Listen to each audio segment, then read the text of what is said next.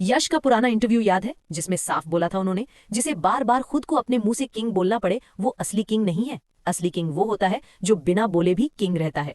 कितना टॉक्सिक है यार ये आदमी। अगर आपके दिमाग में भी ये ख्याल घूम रहा है तो फिर तैयार हो जाओ टॉक्सिक 2.0 के लिए।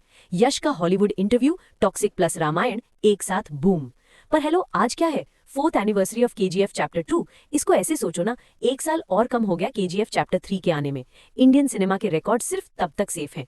तो फिर आज रॉकी भाई की पार्टी में बड़ा धमाका करना तो बनता है ना। और सुबह सुबह पटाखा नहीं, सीधा ज्वालामुखी फटा है दोस्त। यश के लेटेस्ट इंटरव्यू से कुछ फोटो बाहर आए हैं जिसमें वो रामायण के प्रोड्यूसर नमित मल्होत्रा के साथ हॉलीवुड में दिखाई दे रहे हैं।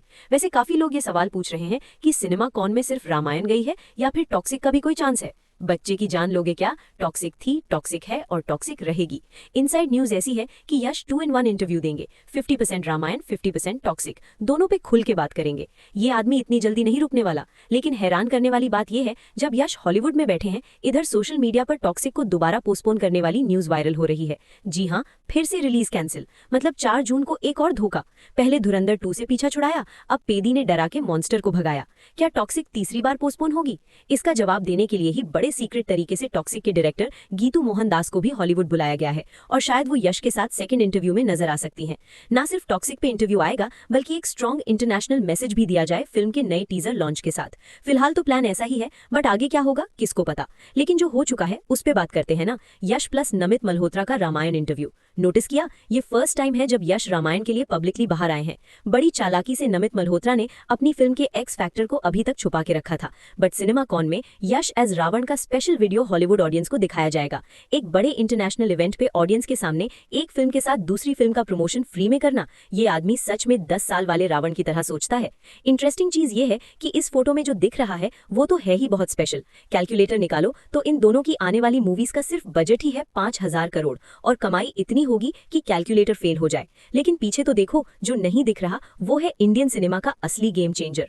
भगवान शिव का सबसे बड़ा भक्त, लंका का राजा दस्सर वाला रावण किस किस को दिखा?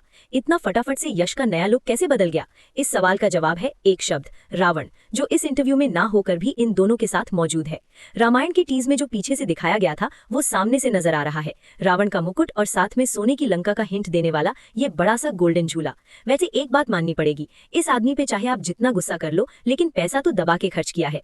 किसने सोचा होगा एक इंटरनेशनल इवेंट पे सबसे बड़ा पोस्टर रामायण का होगा? और नेक्स्ट लेवल चला गया प्रमोशन जब इंटरव्यू में यश के पीछे उनकी सोने की लंका को भी प्रेजेंट किया गया है।